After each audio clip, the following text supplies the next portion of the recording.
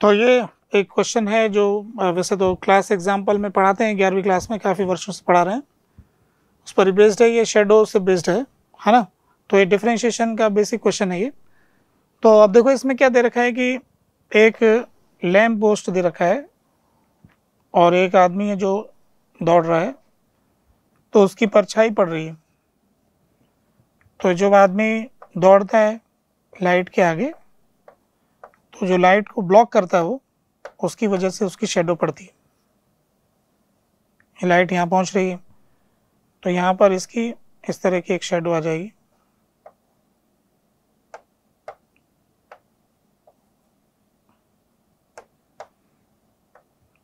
ऐसे मान लेते हैं। तो इसमें क्वेश्चन में हमें जानकारी दे रखी है कि जो लैम्प पोस्ट है इसकी हाइट 4 मीटर है, तो ये हाइट हम 4 मीटर ले लेते हैं, और ये जो आदमी है इसकी हाइट 1.6 मीटर है, तो ये 1.6 हो गया। क्वेश्चन में ये पूछा है कि speed of tip of the person shadow with respect to person, यानी इस पर्सन के रेस्पेक्ट में इसकी वेलोसिटी बतानी है। यानी अगर मैं इस डिस्टेंस को अगर x मानता हूँ, x2 मान लेता हूँ, और इस पर्सन की डिस्टेंस को x1 मान लेता हूँ, तो इस x2 के चेंज होने की रेट हमें पता करनी है। तो इसके हिसाब से ये वाला एंगल अपन थीटा मानते हैं, तो tan theta is equal to लिख सकते हैं इधर वाले साइड से 4/x1 + x2, और इस पर्सन की हाइट है 1.6 डिवाइडेड बाय x2। तो यहाँ से x2 इस तरफ आ गया, 4x2 हो गया, और ये 1.6 x1 + x2 हो गया। 1.6 को 16/10 लिख सकते हैं, 16 को 4 से डिवाइड कर सकते हैं, 4 आ गया, 10 इधर आ गया, तो 10x2 is equal to 4x1 + 4x2। इधर लेके आएंगे तो 6x2 आ गया इज इक्वल टू 4x1। तो x2 is equal to 2/3 of x1, इसको डिफ्रेंशिएट करेंगे dx2/dt is equal to 2/3 dx1/dt। यहाँ से dx1/dt इस आदमी की दौड़ने की स्पीड दे रखी है, आदमी दौड़ रहा है 60 सेंटीमीटर/सेकेंड से, तो dx1/dt की वैल्यू 60 सेंटीमीटर/सेकेंड हो गया। तो यहाँ सब्स्टिट्यूट कर देंगे, तो यहाँ से dx2/dt की वैल्यू आ जाएगी 2/3 × 60, तो 40 सेंटीमीटर/सेकेंड इसका आंसर हो गया। सेंटीमीटर/सेकेंड में पूछा है तो इसलिए इसका आंसर 40 दे दिया। ये एसएचएम में टॉर्शनल पेंडुलम का क्वेश्चन दे रखा है। क्वेश्चन में ये टॉर्शनल वायर दिखा रखा है, और ये एक मासलेस रॉड है जिसके एक तरफ 30 ग्राम का मास दिया है, 20 ग्राम का मास दिया है। टोटल इस रॉड की जो लेंथ हमको दे रखी है वो 10 सेंटीमीटर है, और इसको सेंटर ऑफ मास से हिंज किया हुआ है। तो हम ये जानते हैं कि सेंटर ऑफ मास की कंडीशन होती है m1r1 बराबर m2r2। तो इस हिसाब से m1 की वैल्यू 30 ग्राम है r1, और m2 की वैल्यू है 20 ग्राम, तो यानी 3r1 is equal to 2r2। तो यहाँ से जो डिस्टेंस है 30 वाले से डिस्टेंस अगर अपन देखेंगे तो ये 20 सेंटीमीटर हो गया, मतलब 4 सेंटीमीटर, और यहाँ से ये 6 सेंटीमीटर हो गया। हम देखेंगे 30 × 4 20 × 6 बराबर आएगा। तो सेंटर ऑफ मास वो पॉइंट होता है जहाँ पर मास मोमेंट 0 होता है, तो ये लोकेशन अपन पता कर लेंगे टोटल में से। अब हमारे पास टॉर्शनल पेंडुलम का टाइम पीरियड का फॉर्मूला होता है सीधा सीधा, ये टाइम पीरियड का फॉर्मूला होता है 2π√I/c। इस क्वेश्चन में टॉर्शनल कांस्टेंट हमें वायर का दे रखा है, सिर्फ I कैलकुलेट करने का ही सवाल है ये। तो इस एक्सिस के अबाउट ये ऐसे ऑसिलेट करेगा, तो इस एक्सिस के अबाउट इसका मोमेंट ऑफ इनर्शिया हम निकाल लेंगे, 30 × 4² + 20 × 6²। अब ये ग्राम सेंटीमीटर की टर्म्स में आएगा, तो इसका अगर अपन कैलकुलेशन करेंगे तो 30 × 16 + 20 × 36, तो ये हो गया 480, और ये 720 तो ये हो गया 88 किया 900 plus 4, 800 plus 4 1200 gram centimetre square. अगर इसको किलोग्राम में कन्वर्ट करना है तो 10 की पावर में आ जाएगा। अपन इसमें सब्स्टिट्यूट कर देते हैं। क्वेश्चन में जो हमसे पूछा है वो एंगुलर फ्रीक्वेंसी पूछा है, टाइम पीरियड नहीं पूछा है। तो एंगुलर फ्रीक्वेंसी होता है 2π/t, और 2π/t जो हो जाएगा वो √c/i हो जाएगा। अब क्वेश्चन में c का वैल्यू दिया हुआ है, i हमने निकाल लिया है। तो c का वैल्यू है 1.2 इंटू 10⁻⁻8, और इसका वैल्यू हो जाएगा 1200 इंटू 10⁻⁻, इसका आ जाएगा -3, इसका आ जाएगा -4, -7 हो गया, -7। अगर हम ये वाला जीरो यहाँ पर नीचे लेके आते हैं, इस जीरो को बढ़ाना चाहते हैं ना, तो यहाँ से कैलकुलेट करने के लिए अब अपने पास में वैल्यू जो आएगी ये 1200 है, तो इसके जीरो देने से यहाँ पे 10 की पावर 1.2 लिखते हैं, तो यहाँ से हमारे को मिल जाएगा। इसको 1.2 लिखेंगे तो 10 की पावर -4 हो जाएगा। ये 10 की पावर -8 है और ये 10 की पावर -4 है ना। तो 1.2 से 1.2 कट जाएगा, और यहाँ से 10 की पावर -4, 10 की power -8, time period 2π/i/c, omega 2π/t √i/c √c/i, 2π/t √c/i। c की वैल्यू अपन ने पुट कर दिया। तो ये मैं हिसाब लगा रहा हूँ, तो 10 की पावर -1 हो गया, और पावर जो मिसमैच हो रही है हमें किस में निकालना है, 10 की पावर -3 में कैलकुलेट करना है। ठीक है, कोई दिक्कत नहीं फिर तो यहाँ से कैलकुलेट करने से अपने पास में इसको भी मैं लिख लेता हूँ, 10 की पावर -8 है, तो यहाँ से 10 की पावर -1, 10 की पावर -1, या इसको 1.2 लिख के 10 की पावर -4 आ गया। तो ये बचा अंडर रूट के अंदर हमारे पास, अंडर रूट में आ गया 10 की पावर -4, 10 की पावर -4, यानी ओमेगा की वैल्यू आ गई 1/100।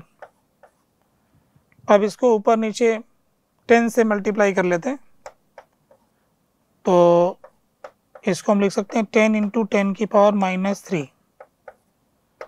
तो यही क्वेश्चन में लिखा है n इंटू 10 की पावर -3, तो n की वैल्यू 10 आ गई। ठीक है, ये न्यूक्लियर फिजिक्स का रेडियो एक्टिविटी का सवाल है, बेसिक सा सवाल है, ऐसे केमिस्ट्री में भी किए होंगे। अल्फा और बीटा डिके के बारे में है।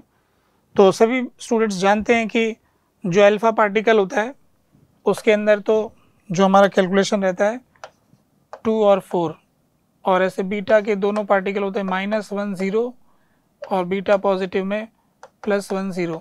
तो हम जानते हैं कि बीटा डिके होने से इस नंबर ऑफ न्यूक्लियॉन्स में चेंज नहीं आता है, Z की संख्या में चेंज आता है।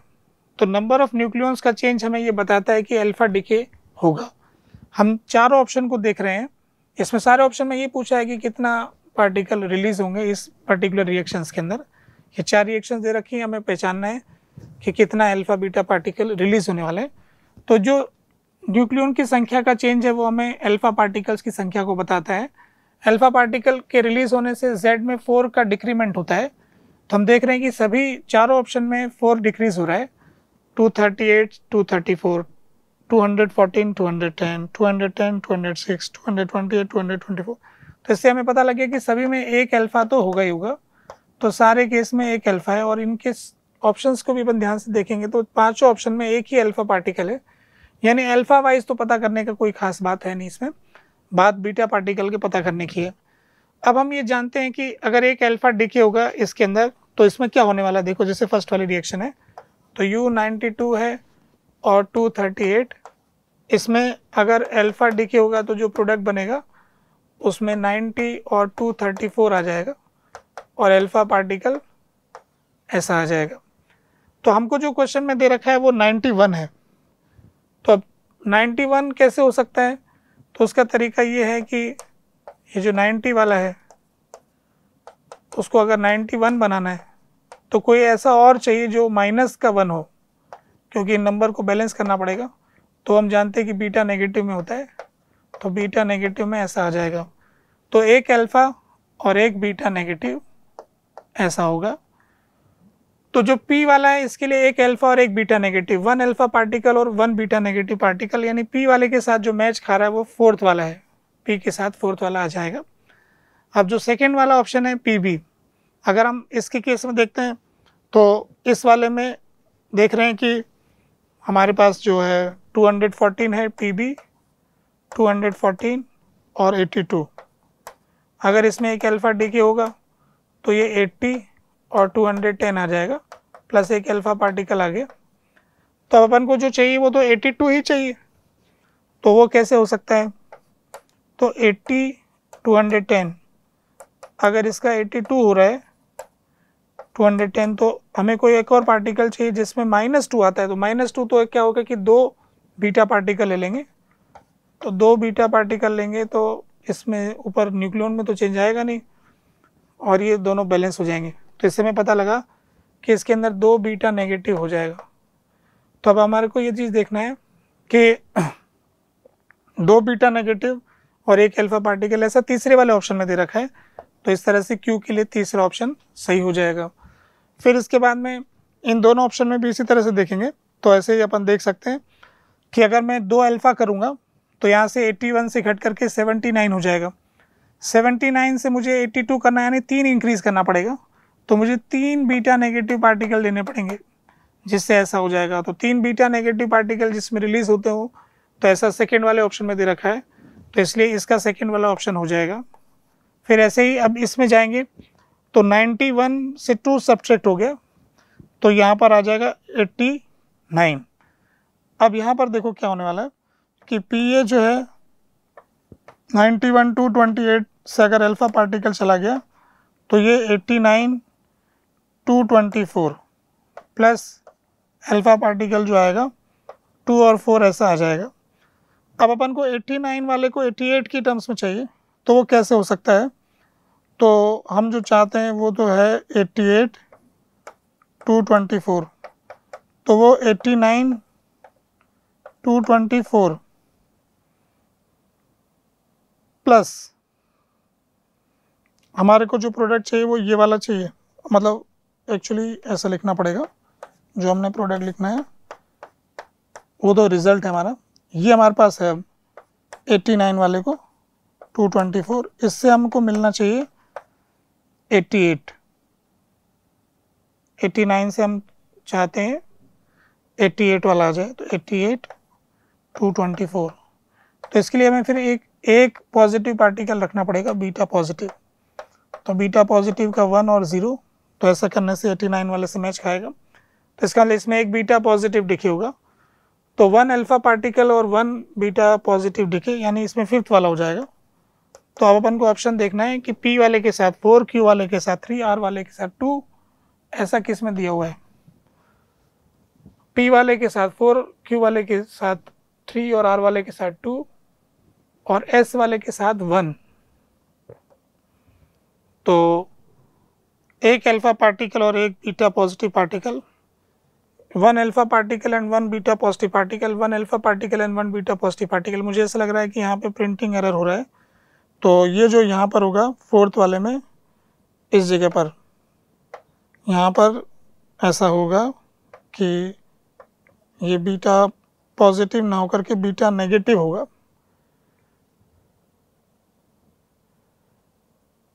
मतलब यहाँ पर जो हमारा आंसर आ रहा है 1 इसी से मैच कर गया, 1 वाले से, क्योंकि 1 और 5 एक जैसे दे रखा है इस डायग्राम में।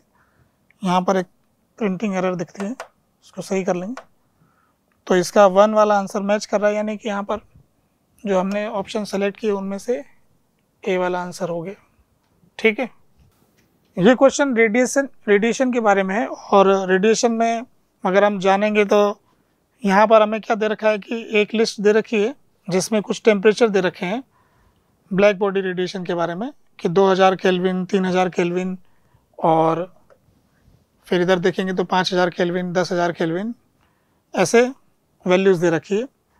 और इधर के जो ऑप्शंस अगर अपन ध्यान से पढ़ते हैं तो इन सब में क्या लिखा हुआ है कि radiation at peak emission wavelength, है ना, radiation at peak emission wavelength, radiation at peak, emission wavelength, ऐसा सभी ऑप्शंस में आ रहा है।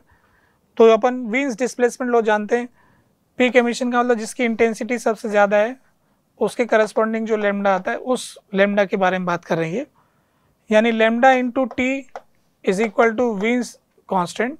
तो क्वेश्चन में वीन्स कांस्टेंट भी दिया हुआ है और सभी में इसी के बारे में बात किया गया है। तो अलग अलग टेम्परेचर पर इसकी वैल्यू अलग अलग आती जाएगी। तो यहाँ पर अपन को क्या करना है कि रेडिएशन का जो फार्मूला है, पावर, एनर्जी रेडिएटेड पर सेकेंड पर यूनिट एरिया, जो फार्मूला है वो हम लिख सकते हैं। तो उसके हिसाब से जो वैल्यू हमारे पास में आ रही है 2000 केल्विन के ऊपर लेमडा की वैल्यू कितनी है पहले हम निकाल लेते हैं।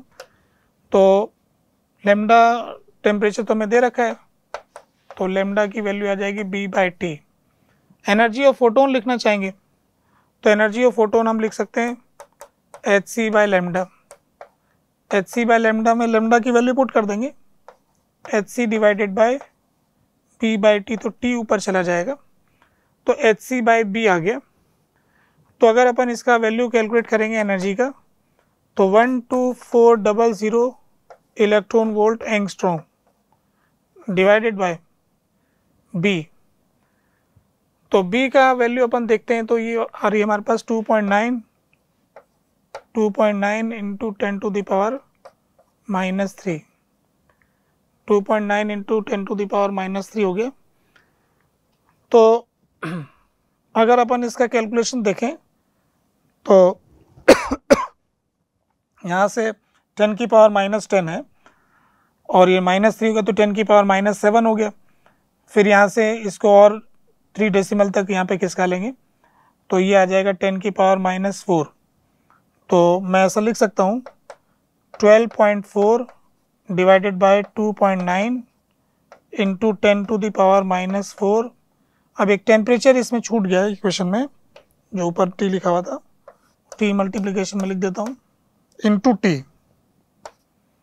Into T.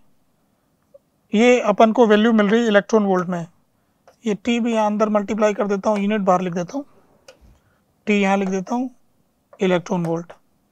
तो इसको थोड़ा सिंप्लीफाई करने की बात आ गई, तो सिंप्लीफाई करने से आया ये 12.4 divided by 2.9 into 10 to the power -4 T electron volt. अब अलग अलग टेम्परेचर पर अपन इसकी वैल्यू चेक करते जाएंगे और उसके हिसाब से बताते जाएंगे। तो ये 12.4 डिवाइडेड बाय 2.9 जो है, इसको अगर अपन लगभग मान लें तो ये 4 के आसपास आ रहा है। ये 3 और 3 चौक 12 ना, ऐसे लगभग 4 से थोड़ा ज़्यादा आएगा। ये 4 के आसपास मैंने मान लिया रफली कैलकुलेट करने के लिए। तो अब देखो टेम्परेचर की सबसे पहले वैल्यू है 2000। जब मैं इसको 2000 पुट करूँगा यहाँ पर तो इसकी एनर्जी का कैलकुलेशन जो आएगा मेरे पास, तो 2000 में से 1000 मल्टीप्लाई होने से तो ये हो जाएगा 10 की पावर -1, 10 की पावर -1 हो गया।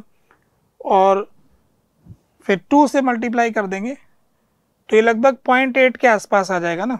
तो एक तरह से हम ये कह सकते हैं कि 12.4 अपॉन 2.9 इंटू 0.2 इलेक्ट्रॉन वोल्ट, इसकी एनर्जी इतनी आ रही है। तो ये लगभग 0.8 के आसपास की एनर्जी होगी। ऐसे ही दूसरे हिस्से की कैलकुलेट करेंगे 3000 में कैलकुलेट करेंगे तो यहाँ पर 0.3 मल्टीप्लाई हो जाएगा, 12.4 अपॉन 2.9 इंटू 0.3 इलेक्ट्रॉन वोल्ट।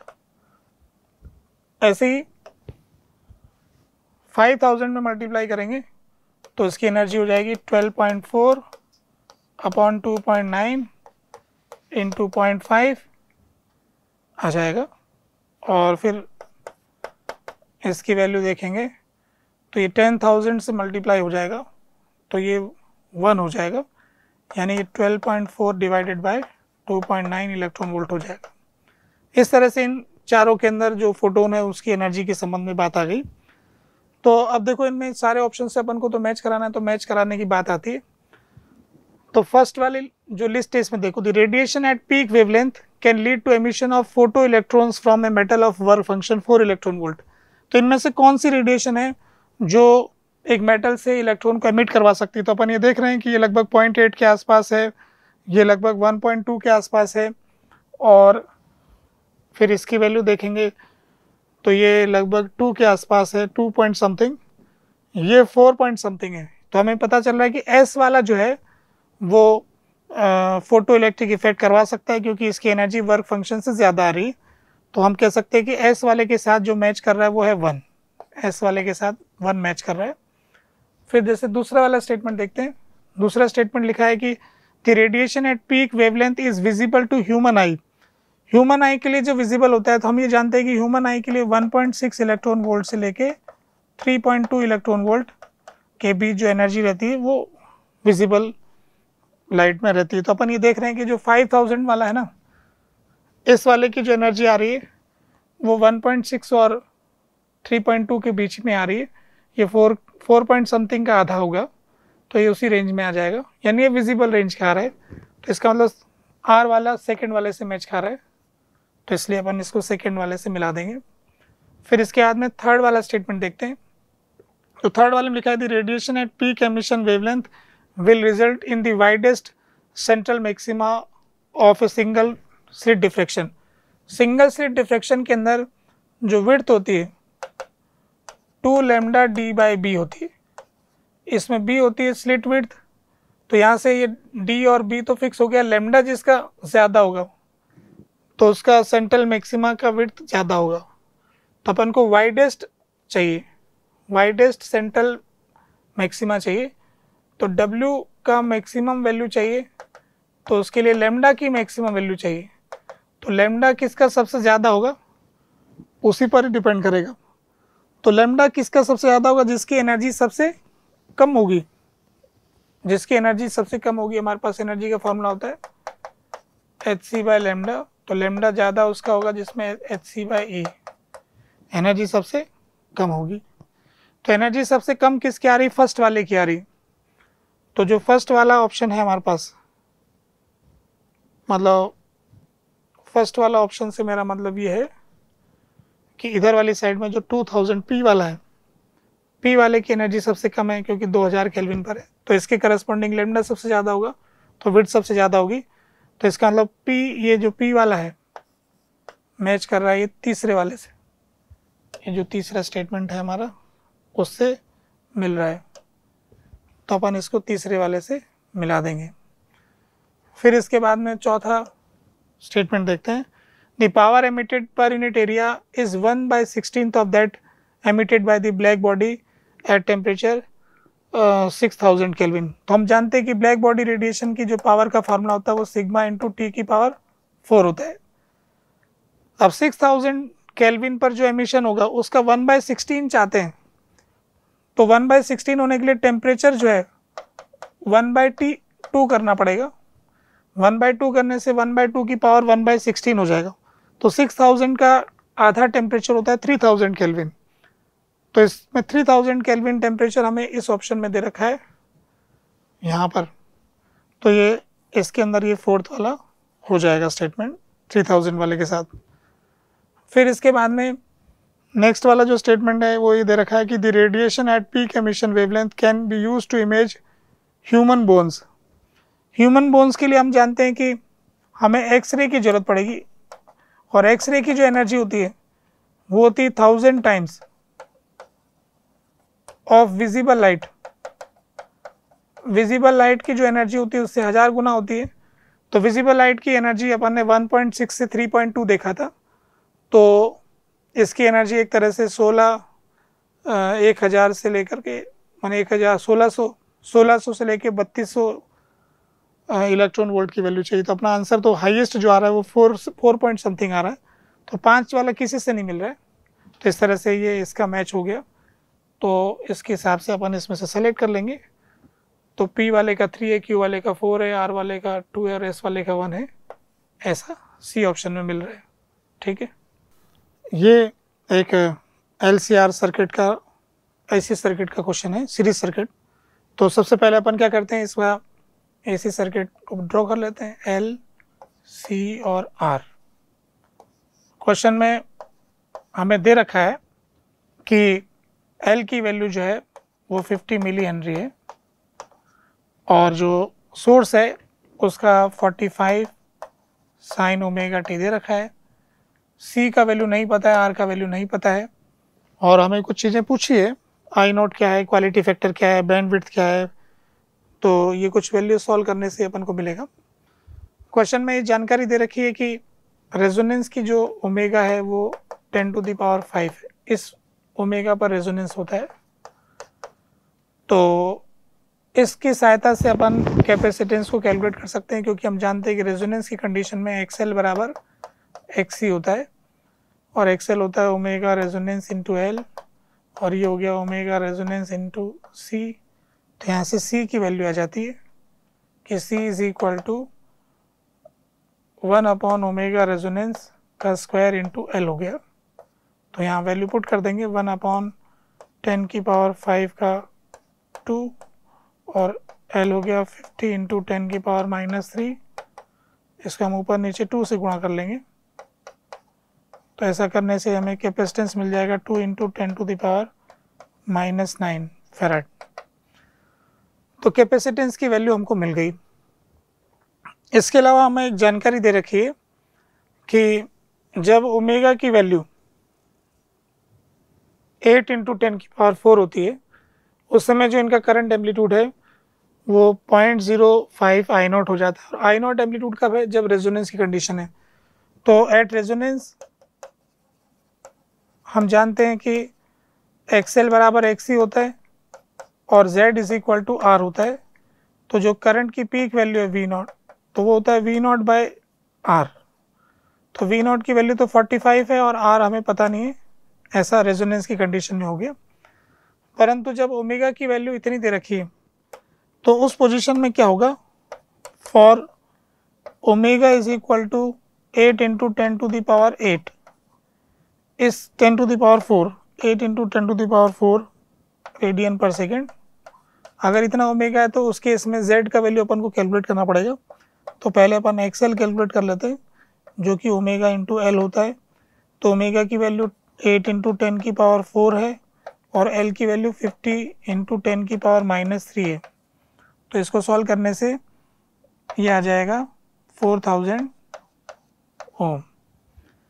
ऐसे ही फिर एक्स सी का कैलकुलेशन करेंगे, तो वो होता है 1/ओमेगा सी, और ये आ जाएगा 1/8 इंटू 10⁴, और सी अभी अपन ने निकाला 2 इंटू 10⁻⁹। तो ये 10⁵ ऊपर चला गया, 10⁻⁹, 10⁴, 10⁻⁵ ऊपर चला गया 10⁵, तो 1/16 इंटू 10⁵। इसको हम लिख सकते हैं 100/16, 100/16 इंटू 10⁻3। 100 को हम डिवाइड करना चाहें तो कर सकते हैं। 100 का 50/8 हो गया, 50/8 25/4 हो गया, 25/4 को हम लिख सकते हैं 6.25, तो 6.25 इंटू 10⁻3। तो यहाँ से अपन को वैल्यू मिल गया एक्स सी का 6 पॉइंट इतना ओम हो गया। तो अब अपन को अगर कैलकुलेट करना है, इसका कैलकुलेशन करना है अगर, तो ये वैल्यू अपन ने कैलकुलेट किया यहाँ पर 6.25 इंटू 10⁻3। तो यहाँ पर कैलकुलेशन की वैल्यू आ जाएगी z की √r² plus XL minus XC का स्क्वायर। तो z की कैलकुलेशन यहाँ पर आ जाएगी, r तो हमें पता नहीं है, एक्सएल और एक्सी का डिफरेंस आ जाएगा 4000 माइनस 6250 का स्क्वायर। तो z की वैल्यू आ गई √r² प्लस 2250 का स्क्वायर। तो क्वेश्चन में ऐसे दे रखा है कि जब इतना z होता है तो जो करंट की पीक वैल्यू है वो पहले वाले का 0.05 आती, जो रेजोनेंस की पीक वैल्यू है। तो करंट की पीक वैल्यू तो अपन जानते हैं कि वोल्टेज की पीक वैल्यू 45, और उस समय z की वैल्यू ये हो गई √r² प्लस 250 का स्क्वायर। ये जो वैल्यू आ रही है ये 0.05 टाइम्स ऑफ रेजोनेंस का जो पीक करंट है वो 45/R होगा, तो ऐसा आ जाएगा। तो ये 45 से 45 कट जाएगा, 0.05 को अपन लिख सकते हैं 1/20। इसको सीधा करके रखेंगे तो ये बन जाएगा R² + 2250 का square is equal to 400 R²। तो यहाँ से R का वैल्यू कैलकुलेट करेंगे तो ये आ जाएगा 2250 का स्क्वायर अपॉन 399 का अंडर रूट। तो न्यूमरेटर में तो आ गया 2250 और नीचे आ गया अंडर रूट 399। अगर मैं इसको 20 मान लूँ, 400 मानता हुआ, तो ये 225 डिवाइडेड बाई 2 आ जाएगा अप्रोक्सीमेटली। इतना ओम इसका रेजिस्टेंस हो गया। तो अपन को अब R भी मिल चुका है। तो अब इस क्वेश्चन में जो हमें पता करना है वो ये है कि इसका पीक करंट रेजोनेंस पे क्या होगा। तो हम जानते हैं कि रेजोनेंस पे जो पीक करंट होता है I0 वो होता है V0/Z। V0/Z, तो Z रेजोनेंस पे R के बराबर होता है। तो V0 की वैल्यू अपन को 45 दे रखी, R अपन ने अभी निकाल लिया है वह है 225/2। तो 225/2 को अपन ऊपर ले जाएंगे तो ये हो गया 90 डिवाइडेड बाई 225। अब इसको हम 5 से कट देते हैं तो ये 18 और फिर इसको 5 से डिवाइड करेंगे तो ये आ जाएगा 45। फिर इसको आगे और डिवाइड करेंगे तो 2/5 आ जाएगा। तो I0 की वैल्यू 2/5 बोले तो 0.4। तो I0 की वैल्यू आ गई 0.4 एम्पियर। अगर इसको मिली एम्पियर में लिखना है तो 400, तो ये हो गया 400 मिली एम्पियर। तो इस तरह का ऑप्शन तीसरा वाला ऑप्शन है। तो P वाले के लिए अपन ने तीसरा वाला सेलेक्ट कर लिया। फिर इसके बाद में आता है क्वालिटी फैक्टर। सर्किट का क्वालिटी फैक्टर क्या होगा। तो क्वालिटी फैक्टर का एक फार्मूला होता है, अगर पता है तो वो हो जाएगा, नहीं है तो कोई बात नहीं, दूसरा सवाल करना पड़ेगा। तो XL/R या XC/R, एक तो ये फार्मूला होता है ना। क्वालिटी फैक्टर का एक फार्मूला और भी होता है, वो होता है omega resonance divided by delta omega. Delta omega half power frequency को बताती है, एंगुलर फ्रीक्वेंसी। तो अभी अपन इस ऊपर वाले का यूज़ कर लेते हैं। तो ऊपर वाले फार्मूले के हिसाब से XL/R का वैल्यू रख रहे हैं, तो ओमेगा इंटू L/R। तो ओमेगा एट रेजोनेंस इसमें इस्तेमाल होता है। तो ओमेगा एट रेजोनेंस 10⁵ दिया हुआ है, L की वैल्यू 50 इंटू 10⁻³ दिया हुआ है, और ये हमने अभी निकाला है 225/2 होता है। तो 225/2 से ऊपर चला गया तो ये हो गया 100 होने से 10⁻7 हो गया, -3 तो 10⁻4 हो गया। तो 10⁻4 को लिख सकते हैं 100 इंटू 100 डिवाइडेड बाई 225। अब इसको हम डिवाइड कर लेंगे 5 से, 25 से डिवाइड कर लेते हैं। तो ऊपर 4 आ गया इंटू 100 और नीचे आ जाएगा 9, 400/9। 400/9 को अगर डिवाइड करेंगे तो ये 44.44 ऐसा आता जाएगा। अब इसमें अपन ने क्या किया है कि ये थोड़ा अप्रोक्सीमेटली निकाला था, इससे डिफरेंट आएगा, इससे थोड़ा कम आएगा, मतलब इससे डिफरेंट आएगा, क्योंकि नीचे अपन ने इस √399 को 40 मान लिया तो इससे ज़्यादा आएगा। हमने इसको 400 मान लिया, तो इस जो हमने निकाला उससे थोड़ा ज़्यादा, 220 में ज़्यादा होगा तो इसकी वैल्यू उसे सेटल होगी। तो अपन को 4 ऑप्शन में से सेलेक्ट करना है, तो इनमें से ये 44.5 वाला ऑप्शन इसमें मैच कर रहा है। तो क्वालिटी फैक्टर के लिए फर्स्ट वाला आ गया, ऐसा हम कर सकते हैं। फिर बैंड विड्थ हमें पता करना है सर्किट के अंदर। तो बैंड विड्थ किसको कहते हैं एसी सर्किट के अंदर। तो एसी सर्किट में बैंड विड्थ ये होती है कि ये जो ग्राफ होता है करंट वाला, हम जानते हैं कि अलग अलग ओमेगा के लिए अलग अलग होता है। रेजोनेंस का ओमेगा पे सबसे ज़्यादा करंट हमको मिलता है, जिसको अपन ने I0 बता रखा है इस जगह पर। अब इस करंट का I0/√2 करंट ढूंढते हैं हम, तो उसके करस्पॉन्डिंग हमें 2 ओमेगा मिलती है, ω1 और ये ω2। ये जो डेल्टा ओमेगा है, ω2 माइनस ω1, इसी को अपन बैंडविड्थ कहते हैं। ये जो बैंडविड्थ है वो इस फॉर्मूले से कैलकुलेट की जा सकती है। तो डेल्टा ओमेगा जो है वो omega resonance upon quality factor आ जाएगा। तो ओमेगा रेजोनेंस आ गया 10 की power 5 divided by quality factor. Quality factor जो है वो अभी अपन ने कैलकुलेट किया है 225 बाय 2 क्वालिटी फैक्टर का कैलकुलेशन किया ना अभी, ये यहाँ पर किया 400/9। हाँ 400/9 है तो अपन इसको 400 डिवाइडेड बाय 9 ऐसा लिख लेते हैं, तो 9 ऊपर ले जाते हैं। तो डेल्टा ओमेगा का वैल्यू हमारे पास आ जाएगा यहाँ से 9 × 10 की पावर 5 डिवाइडेड बाय 400। तो ये पावर कम हो जाएगा, 10 की पावर 3 हो गया, तो 9/4 हो गया। 9/4 को अपन क्या लिख सकते हैं 2.25। तो डेल्टा ओमेगा की वैल्यू हो गई 2.25 × 10 की पावर 3। डेल्टा ओमेगा की वैल्यू आ जाएगी 2250 रेडियन पर सेकेंड में। तो 2250 वाला ऑप्शन जो है इसके अंदर हमारे पास फोर्थ वाला ऑप्शन हो गया। तो बैंड विड्थ इसकी आ गई फोर्थ वाले से। फिर इसमें पूछा है कि peak power dissipated at resonance. तो रेजोनेंस पे हम जानते हैं कि पावर का जो कैलकुलेशन होगा वो I²R होगा, तो I02 × R आ जाएगा।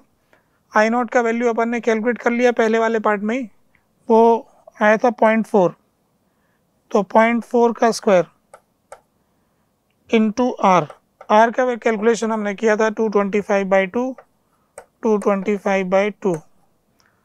तो 225/2 इसको 0.4 का स्क्वायर अपन को दे रखा है, इसको सॉल्व करेंगे, सिंप्लीफाई करेंगे तो पावर का कैलकुलेशन आ जाएगा 0.4 × 0.4 × 225 डिवाइडेड बाय 2। तो यहाँ से ये डेसिमल हटा देंगे दोनों और नीचे आ जाएगा 100। फिर यहाँ से काट करके 2 आ जाएगा। तो 225 का डबल करेंगे तो ये हो जाएगा 450। 450 का डबल करेंगे तो ये हो जाएगा 900। 900 का डबल करेंगे तो 1800। 1800/100 करेंगे तो 18 आ जाएगा। तो इससे पावर का वैल्यू 18 के बराबर आ रहा है। तो S वाला जो है वो 2 वाले से मैच खा जाएगा, S वाला 2 वाले से मैच आ जाएगा। तो इस तरह से P का 3, Q का 1, R का 4 और S का 2। तो ऐसा ऑप्शन देखते हैं। तो यहाँ से P का 3, Q का 1, R का 4 और S का 2 यही आ रहा है, S का 2 आ रहा है ना, ठीक है। तो इस तरह से ये B वाला ऑप्शन जो है वो सेलेक्ट हो गया। क्वेश्चन नंबर 17 जो है वो इलेक्ट्रोमैग्नेटिक इंडक्शन का क्वेश्चन है, इलेक्ट्रोमैकेनिकल प्रॉब्लम। इस तरह की क्वेश्चन अगर ध्यान से याद हो तो क्लास में करवाते हैं हर साल ही, इस साल भी करवाया था। तो हो जाना चाहिए, बस इसमें अपन वेरिएबल में करवाते हैं, यहाँ पर इन्होंने न्यूमेरिकल वैल्यूज़ दे रखा है, उसे कैलकुलेट करना पड़े। तो क्वेश्चन में क्या दिया है कि एक कंडक्टिंग वायर है ये और मैग्नेटिक फील्ड इस तरफ आ रहा है और एक रॉड दे रखा है जिसका लेंथ 25 सेंटीमीटर है और जो खुद 20 ग्राम की है, इसका मास हमें दिया है 20 ग्राम। इसको रिलीज़ किया है। इस रॉड में एक रेजिस्टेंस भी है, क्वेश्चन में दे रखा है कि 10 ओम का रेजिस्टेंस है रॉड का, इसका मास है 20 ग्राम, इसकी लेंथ है 25 सेंटीमीटर और इसको रिलीज़ किया है रेस्ट में। मैग्नेटिक फील्ड जो दे रखा है उसकी वैल्यू 4 टेस्ला है और released from rest at t = 0। t = 0 पर ये रिलीज़ करता है, किसी प्रकार का ये रेजिस्टेंस वगैरह नहीं लेना है और E का वैल्यू -1 पे 0.4 ले लेना है, G का वैल्यू 10 लेना है, ऐसा क्वेश्चन में गिवन है। तो अब इसको अपन, इसके जो क्वेश्चन के ऑप्शंस हैं वो अपन को मैच दी कॉलम है, इधर से इधर मिलाना है। तो ये पूछा है कि 0.2 सेकेंड पर EMF कितना होगा, फोर्स कितना होगा, पावर कितना होगा, ये सब कैलकुलेट करना है। एक तरह से हमें एक एक्सप्रेशन पहले वेलोसिटी का निकाल लेते हैं फिर देखते हैं। तो ये जो रॉड यहाँ से रिलीज़ करेंगे वो किसी समय जब आगे पहुँचेगी तो उसकी कुछ वेलोसिटी v हो जाएगी, क्योंकि मैग्नेटिक फील्ड बाहर की तरफ है इससे। तो ऐसा होने की वजह से इसमें एक EMF पैदा हो जाएगा। मैग्नेटिक फील्ड के अंदर अगर कंडक्टर चलता है तो उसमें एक बैटरी बन जाती है, तो यहाँ पर एक बैटरी बन जाएगी और एक यहाँ पर रेजिस्टेंस आ जाएगा। उस बैटरी की वैल्यू BLV होगी और ये रेजिस्टेंस अपन ने R मान लिया। इस तरफ एक करंट I जा रहा है। जब इस रॉड में करंट I जाएगा और मैग्नेटिक फील्ड में किसी कंडक्टर में अगर करंट जाता है तो उस पर फोर्स लगता है ILB। तो एक ILB फोर्स ऊपर लगेगा, नीचे की तरफ इसका mg लग रहा है, इसकी वजह से इसमें एक नीचे एक्सेलरेशन आएगा। तो एक अपन किरचॉफ्स लॉ की इक्वेशन लिखेंगे और एक न्यूटन्स लॉ की इक्वेशन लिखेंगे। तो किरचॉफ्स लॉ की इक्वेशन से तो हमारे को ऐसा मिल जाएगा कि करंट बराबर BLV/R, और न्यूटन्स लॉ की इक्वेशन से मिल जाएगा mg minus ILB is equal to mdV/dt। तो अब अपन यहाँ से I की वैल्यू उठा के इसमें रख देंगे, तो इक्वेशन ऐसी बन जाएगी mg minus BLV/R into LB is equal to mdV/dt। तो अब यहाँ से एक्सप्रेशन में से v का एक्सप्रेशन जो दे रखा है उसमें से अपन इसको हटा लेते हैं, तो ये हो जाएगा mgr upon B²L² minus v is equal to यहाँ पर mr अपॉन B²L² dV/dt। तो यहाँ पे कुछ डेटा दे रखा है तो अपन उसका यूज़ कर लेते हैं। तो यूज़ करने के लिए यहाँ कर देते हैं mgr अपॉन B²L²। m की वैल्यू 20 ग्राम दे रखा है तो 20 इंटू 10 की पावर -3, g का वैल्यू 10 दे रखा है, रेजिस्टेंस का वैल्यू भी 10 दे रखा है, b का वैल्यू 4 टेस्ला दिया है तो 4 का स्क्वायर, और लेंथ 25 सेंटीमीटर, उसको 1/4 का स्क्वायर लिख देंगे। तो ये दोनों तो B²L² तो कट जाएगा, और यहाँ से इसका 10 की पावर -3 कट जाएगा तो 2 आ गए। तो mgr अपॉन B²L² की वैल्यू तो 2 हो गई, तो ये एक्सप्रेशन हो गया 2 minus v is equal to, और यहाँ पर g नहीं है तो ये 0.2 हो गया, 0.2 dV/dt। तो अपन को वेलोसिटी का एक्सप्रेशन सॉल्व करना है, तो यहाँ से dt इज इक्वल टू आ गया 0.2 dV अपॉन 2 माइनस v। इसे इंटीग्रेट कर देंगे, 0.2 को 1/5 लिख सकते हैं, 5 इधर आ जाएगा। तो इंटीग्रेशन में 0 से t और 0 से v आ गया, तो ये तो आ गया 5t, इस तरफ 0.2 को इधर ले गए, और इधर आ जाएगा -ln 2 माइनस v अपॉन 2। तो ये माइनस इस पे ले जाएंगे, e की पावर पर आ जाएगा, तो ये आ जाएगा e की power -5t is equal to 1 minus v/2। तो इसको सिंप्लीफाई करेंगे तो जो v का एक्सप्रेशन है वो हमको मिल जाएगा 2 इंटू 1 माइनस e की पावर -5t। ये वेलोसिटी का एक्सप्रेशन हमको मिल गया। अब हम वेलोसिटी का एक्सप्रेशन का यूज़ करके ये चारों पार्ट को अपन सॉल्व कर लेंगे। अब हमसे किस टाइम पे पूछा जा रहा है, जब टाइम की वैल्यू 0.2 सेकेंड है। तो जब अपन इसमें टाइम की वैल्यू 2 पुट करेंगे तो ये e की पावर -5 इंटू 2 हो जाएगा, e की पावर -0.2 रखना है, 0.2, तो 0.2 रखने से 1 हो जाएगा, वो e की पावर 1 हो जाएगा 0.2 रखने से। तो e की पावर -1 की वैल्यू अपन को क्वेश्चन में दे रखी है कि आप 0.4 ले लेना। e की पावर -1 जब भी आ जाए तो 0.4 ले लेना, तो अपन इसको यहाँ पे 0.4 लेना है।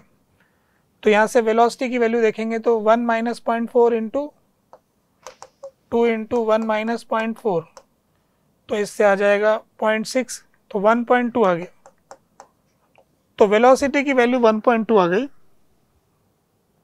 अब अपन से क्वेश्चन में P वाले में क्या पूछा है कि मैग्नीट्यूड ऑफ इंड्यूस्ड EMF कितना होगा।